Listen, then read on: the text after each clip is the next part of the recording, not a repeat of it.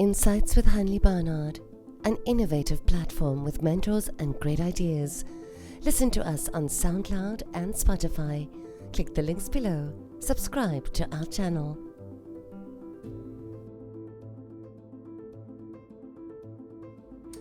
I'm very excited to welcome Richard Laurie here, and it is always superb to chat to you. Thank you. And I've told you before, because when we interviewed before, I said, here comes Joseph and the narrator, because I watched you as a child. All rolled into one. All rolled into one. And you just did all the colors, and it was amazing how you remembered all the colors. Red and yellow and green and brown and scarlet and black and ochre and peach and ruby and olive and violet and fawn and scarlet and blue. How long did it take you? A long time. I tried when I was little, and it's pink and orange and yellow and purple. No. But it was amazing, and really having seen you just be so dynamic in the theatre world, in South Africa and abroad. Thank you, thank you. Oh, but when I hear that song, I immediately think of you. Yeah, I think everybody does, and I think I was reading Tim Rice's book recently. Sir Tim Rice, that is. Yes. From Joseph, and he was saying how they put those colours together, and initially it was just going to be red and green and scarlet and black and ochre and peach, and all of a sudden the Court Choir, which he was working with, we're talking now 1968. Yes. All of a sudden they started adding all of the other colours. He thought, my God, where did all those colours come from? And that became then the norm in the show. But initially it was just red and yellow and green and brown and scarlet. And he says it's only because he couldn't remember any other colours. I would be able to. I get a little bit stuck in orange. So that was phenomenal. And just being a legend in South Africa. But something that's really happened, as you know, as the theatres closed down. And you mentioned a very interesting thing to me last time we spoke. You said that we as people should be able to adjust. You have to A situation. It's tricky though, as people. I think I always think of Peter Durkace's show all those years ago where he said adapt or die. Now obviously it's not as tragic as that, but it could be. And the thing is that if you don't think of change and think about how you can change, then you're going to get stuck in that hole of saying, well, I'm just waiting for somebody to come along and offer me a show, or perhaps give me another show. That was not going to happen over the last 2 years. It wasn't. And in fact, we are still actually in that throw of trying to get out of that trench that we've fallen into, and that's everybody, thousands, hundreds of people who tragically have had to sell their homes, sell their motor cars. But the interesting thing is there's been a lot of people who've actually said, okay, well, I'm adapting, I am changing. No, I wasn't a carpenter. No, I'm not somebody who does do-it-yourself, and I'm not a mechanic, but I can do other things. And I think it's made people kind of revisit themselves and see maybe could they write, could they produce, could they direct. The terrible thing is, of course, is that if you've only ever been in the business, show business that is, and that's what you want to be in the world of entertainment, it's very difficult to actually then say, okay, well, I don't see myself in another role, or is anybody going to actually, in fact, offer me a job? And you have to assume that there will be somebody out there that will, and you've just got to find that thing that will suit you. What they found, what my colleagues have found in England, in the UK, Cameron McIntosh in particular, in putting shows together, is that when they've started auditioning now, which they've got shows going on in London, a lot of the people that they have been using over the years, because he's had shows that have run for 30 years. Amazing. The Miss Saigons and Les Miserables and Cats and Phantom. And what they found out when they went back, that a lot of the people who had been regulars in terms of their shows had moved on into businesses and doing their own thing, and they found it very difficult to then say, we're now going to come back and reintroduce ourselves back into the business again. And if we do, what if there's another burst of COVID, or what if there's another setback? So let's stay where we are. We have a family to look after. We have a house. We have motor cars. We have our own responsibilities. And so it's been difficult also for the producers to go back and now start casting again. And just bearing in mind, once you jump off what I call that conveyor belt, when you're performing every night and you're dancing every night and you're doing all the things you do, it's easy. When you jump off that conveyor belt for 6 or 12 months, maybe 2 years, you've now got to almost reinvent yourself again. Absolutely. And just obviously learning from show business, and you have worked as a producer. You have been in West End, you've been everywhere. What can you take home from show business into your life? Because people think show business is there, but there's such important rules you can learn from being a performer and being in shows. Well, I think the most important one, of course, is discipline. Yes. Theatre is about discipline. And I'll give you a little example of that. All those years ago when I was in London in the Sound of Music, I went down one weekend with one of the stars to Brighton, and we thought there was going to be a 1 o'clock train that would get us into London to be able to do the show at 3 o'clock. As it so happened, the train didn't arrive. Oh dear. So we were stuck on the platform. We then phoned the theatre and said we're going to be late. However, there's a written law in theatre. You have to be in the theatre. It's not a half-hour call. It's a 35-minute call, which is called a half-hour call. And we got there on the spot of 35 minutes to curtain up. The Australian company manager was outside. I was the 6th lead in the show. The lady I was with was the 4th lead in the show, so we were very important in the show. Yes. He said, Mr. Loring, Miss Gayson, he said, you are late. You know you're late. We've already rehearsed the understudies. It's now 3 o'clock. You'll be back here at 7:25 for the next show. Thank you. And that was it. Now, I'd been already in the show for 2 years. The lady in question was played the Baroness, had been in the show for 4 years. She's a big, big name. But in theatre, that's the rule. That's the rule. We broke the rule. Now, we didn't mean to break the rule, No. but we wrote. So the first one is discipline. The second one is always looking for other opportunities, even while you're in that show. Because remember, the life of an artist, whoever you are, is precarious. 1 minute, everybody's telling you you're fantastic. Oh, you are the and you're wonderful. Yes. Then the next minute you go for auditions and say, no, you're too fat, you're too thin, you're too blonde, you're too dark, you're too short, you're too old, or whatever. So you're on this terrible, what I call that seesaw. And It's you have constant insecurity, really. insecurity. But then, on the other hand, we do it because of that. We love that kind of insecurity because that takes us into what the next show will be, the next part of our life. But in terms of what you need to learn, you need to, when you're in that show, if you're a performer, you need to improve your voice technique. If you're a dancer as well, you need to improve your dance technique, and you need to look after yourself, because it's a constant thing of, what are you looking like? Are you the performer that we booked 2 years ago? Right. And if you're in a show like, say, for instance, a Cameron McIntosh show, which runs for 30 years, it's hardly likely that 30 years later you're in the show, unless when you started in the show, you already had Cat's makeup on, or old makeup. But if you had Cat's makeup on, you wouldn't be able to do the dancing. No, So, no. Yeah. And that is why probably you learned about adjusting to situations. Well, I think it's a natural process. You don't really think about it at the time, but then the little story I've told you now comes right to the fore. That was 1966, and I'm standing in Shaftesbury Avenue, and there's the stage manager saying, "Thank you, Mr. Loring. Goodbye. We'll see you at 7:30. Yes. Don't be late." Don't be late. It's true. And the obvious one is that the show must go on. I think that is a kind of, because it takes ridiculous discipline doing a show over and over and over again. I think the longest I've done a show is 6 months. I thought I was going to. What is the longest you've done a show? Well, I've been very blessed in all my shows. The first one was a funny thing happened on the way to the Forum at the Strand Theatre, and I was in that for a year and a half. I was the understudy, so I didn't play every night, but I obviously had to be there. My next one was the Sound of Music, where I played 1,500 performances. I was in it for 3¼ years. Detlef in The Student Prince I played for a year and a half at the Cambridge Theatre, and that was 1,200 performances.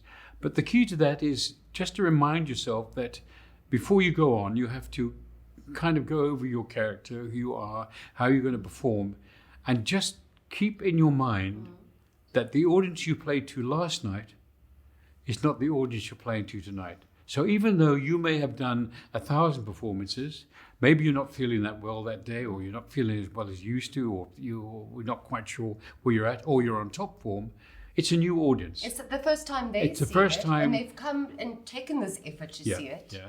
In some instances, you will have, in a long run, like we had with Sound of Music, which ran for 6 years, you have audiences that will come back time and time again. And there was one little thing that happened to me. It was a Wednesday matinee, and I went out on stage, 3:00, and I used to go out on stage.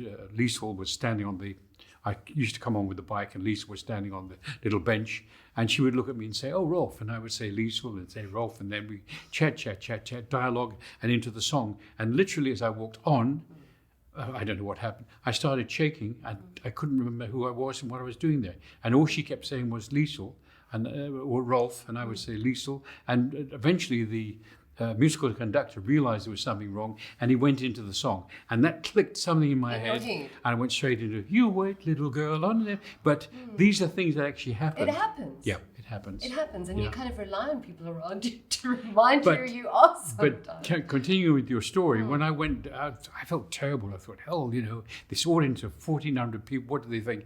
And there were 3 people waiting for me in the area where they were always waiting for the people to come and sign autographs. "Oh, Richard, nice to see you again." I said, "Oh, how are you?" And I said, "No, I'm fine." I really felt terrible because I missed out on the first page of the dialogue. And they looked at me and said, "Oh, we didn't notice." We didn't notice. That's always the thing. It's a self-criticism when people don't even know that you've made a big blunder. Well, the whole point is to keep that moment to yourself. Don't let the audience know that something's gone wrong, because they won't know. But they will know if you suddenly stand there with your mouth open and going, like a fish. Absolutely. It's like when people go, when you point out the mistakes in you, people don't always realize that. You bringing out a book, which I'm very interested. You said that you're in the process of writing a book. Yeah, I've got about 75,000 words at the moment. Are you excited? That's a lot of words. No, I am excited. But you see, it covers... in fact, somebody said to me the other day, "Why are you writing a book? Who's going to read it?" I said, "Well, it actually doesn't really matter." I said, because Jeanette, my wife, was wanting for me to put some words down. She was also keen for me to put all those thoughts down for my 2 daughters, Samantha and Natasha. As it so happens, I have a few friends who said, "Oh, we'd love to read all those stories." And so, in a way, it's been a challenge for me. It's been very interesting to go back on a career of 56 years, which takes in movies and shows and records and the whole history from my time in the West End of London, going back to Guernsey in the Channel Islands, where I met my father for the very first time at the age of 7. That's where I was born, Guernsey. Absolutely. But that story comes about because in 1939, 1939-40, which seemed like another century ago, which it was, we were taken as children into a boat and taken away to England because the Nazis were occupying the island of Guernsey. So when we went back all those years later, I met my father from the deck of a ship, and there was my father. My mother said, "That's your father down there." So I've gone back on all of that history, but in fact there was a show called Carol Levis Discovers. I was 16 and a bit, and my brother was 15, the Loring brothers, and we entered the competition. We won. It was rather like the Idols that you have today, where they would take the artist and take them all over England and tour them. Thank goodness my parents didn't allow them, because they wanted to take me off from my brother and tour us. But that was the start of my career, and that was the start. And so I take this little guy from his time in Guernsey to arriving in London, to doing the shows, to doing the recordings, to doing Richard Attenborough's first movie, and my first recording at Abbey Road Studios whenever the Beatles used to record. And sometimes we'd see them in the canteen drinking tea, and you'd go over and say hello and go hello. It was we were all young people in the business. So I've tried to cover all that history, and then all the wonderful experiences that have happened to me here in South Africa, and they really are incredible experiences. I hope they will come out in the book in the right way. But the danger is, of course, is that when you're writing about yourself, you have to be careful that it doesn't become a whole thing about, it's Richard Loring, it's Richard Loring. Of course it is. Of course it is. But you've got to put it in a way that people can identify with the story and the fun you've had. And all the experiences you've had that have enabled you to have the career you've had, and then move on in a career and become a producer and employ other people and see their talents grow as well. And it's interesting that you said the other day, because we were talking a bit about risk taking and the risks one takes in life. And sometimes one kind of doesn't take the risk in terms of making the right business decisions, but then it puts you on a different route to something else. And you said that you were going to buy into musical at that point. Do you mind sharing that story with me? No, I don't know. I don't really even want to go down that road. It was actually at a moment in time when 1981, and I was staying with a very good friend back over in Peter Street, my very good friend. And my friend Cameron McIntosh, who I grew up with in the West End, he wrote to Peter and said, look, I'm putting on my first show with Andrew Lloyd Webber. It's a first production. We're finding difficulty in attracting all of the investors. And normally they put quite a large tag in terms of the investment attached to it. And would you not like to get involved? And I read it. I said, oh, that looks fantastic, Peter. And I just come into a little bit of money in London. And I said, I'd like to get involved in that. So the next morning we're having coffee. And Peter said to me, he said, you know what? It's too much of a risk. He said, nobody's putting any money into it. And the fact that they've actually lowered the admission fee means that they're very scared it's not going to work, you know. Right. So I don't think you should get involved, you know. So I went away and thought, oh, I'm a little bit disappointed. What was the show? Cats. What did it pay on the investment? 1,800% over 30 years. So don't even think. I'm sitting there going. No, don't ask me what the figure is. No. I know what the figure is because that will destroy the whole interview here. But I mean, that's the risk you take, and it's the same when taking shows. That's the risk you take with the show. Yeah, I mean, and I can remember when we had African Footprint at the Globe Theatre. And that was a big risk. We thought it was going to be a 4-week season, or everybody thought it was going to be a 4-week season. I knew otherwise in my mind. My gut instinct told me otherwise. Yes. But everybody's going to be 4 weeks. Anyway, I'm standing in the casino one night. I'm going to the theatre, and somebody stopped and said, oh, Richard, how are you? I said, no, I'm fine. And they said, do you come here every night? I said, well, of course, obviously I do, you know. And do you gamble? I said, yes. They said, oh my, you're here every night and you gamble. I mean, how do you cope? You know, how can you gamble? I said, no. I don't gamble on the machines. I'm gambling on the show. Perfect. So I was making a point of just saying I love that there's no. What it is. It's the analysis is that it's a gamble, and so even with it's so tricky. I don't know. Even with all of the excitement and all of the kind of telling people, oh, I've got a hit show here, you don't decide that.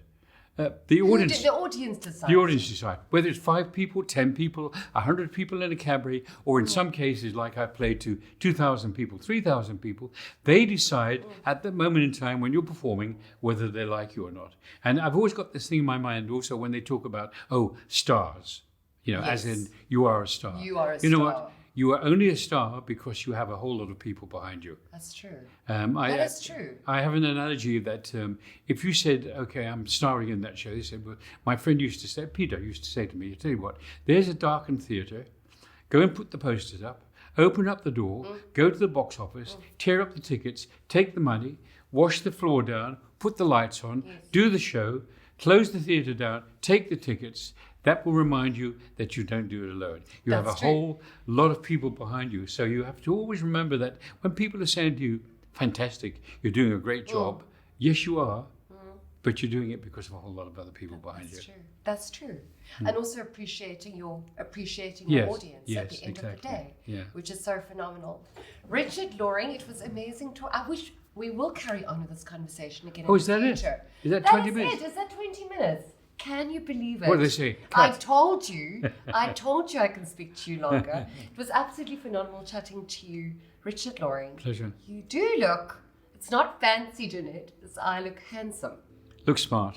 You don't think that Joseph is a little bit vain in that? I mean, I'm a walking work of art. Joseph knew but how about behind him. How about writing those lyrics? Brilliant. From Tim Rice. I'm 6s and 7s with time from Vita. No, sorry, from Touch of Weber, Taste of Right. Richard, how about performing that? The incredible Richard Loring. Thank you. Thank you very much. Thank you.